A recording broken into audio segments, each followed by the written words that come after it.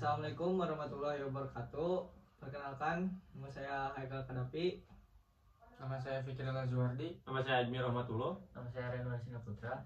Di sini kami akan mempresentasikan hasil diskusi kami tentang pemilu atau biasa disebut pemilihan umum.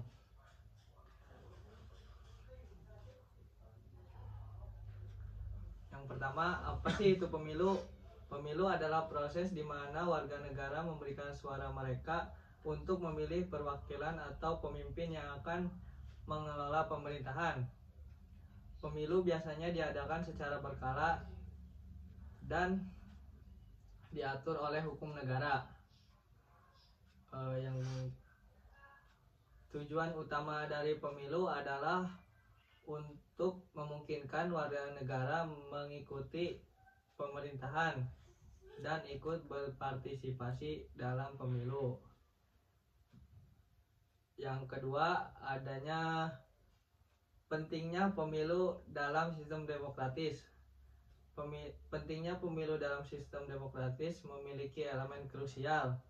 Secara keseluruhan, pemilu adalah mekanisme penting untuk mewujudkan prinsip-prinsip demokratis, yaitu pemerintahan rakyat, oleh rakyat, dan untuk rakyat.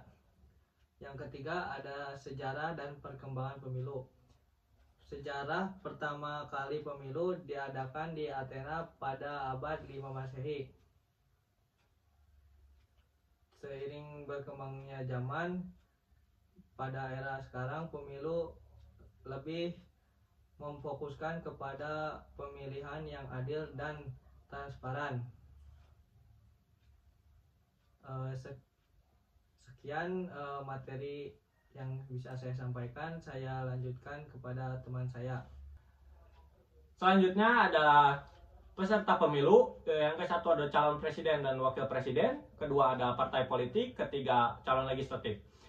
Yang ke satu partai presiden dan wakil presiden itu ialah yang akan menggantikan nantinya bila ia menang, maka akan presiden selanjutnya. Terus ada partai politik, organisasi yang akan mewakilkan masyarakat. Ketiga ada calon legislatif, yaitu DPR dan DPRD. Sistem pemilu di Indonesia yang digunakan adalah sistem proporsional dengan metode pemilihan umum pemilu untuk DPR dan DPRD. Dalam sistem proporsional, kursi di parlemen baik DPRD yaitu setiap partai diperhatikan untuk partai-partai yang memperoleh jumlah tertentu.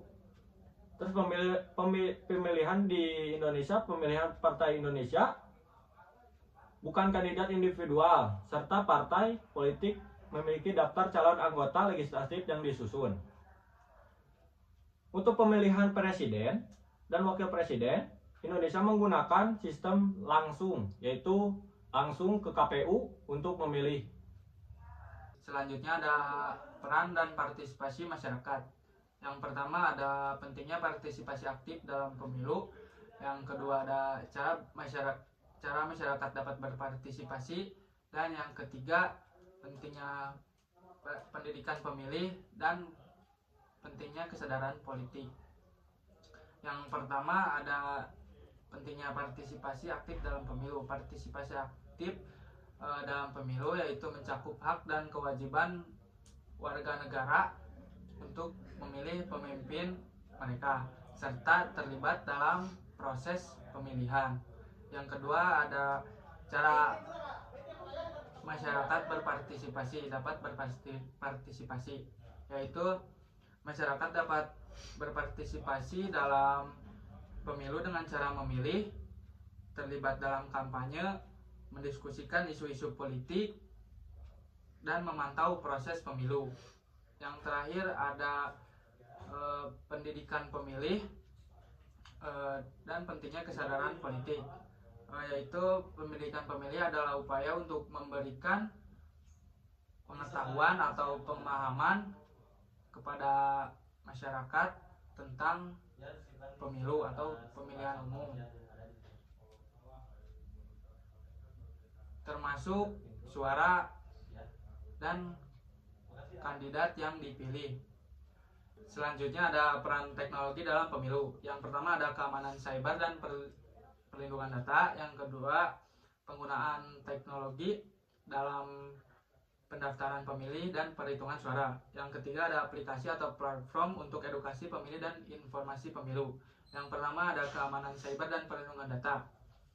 Keamanan cyber dalam pemilu mencakup langkah-langkah untuk melindungi sistem pemilihan dari serangan hacker dan manipulasi elektronik yang dapat mengganggu integritas proses pemilihan umum.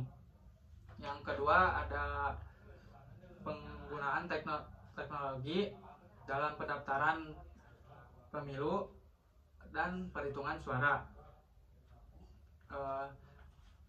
Penggunaan teknologi dalam pendaftaran pemilih dalam pemilu 2024 melibatkan sistem online atau untuk memfasilitasi pendaftaran pemilih secara lebih sistem dan akurat.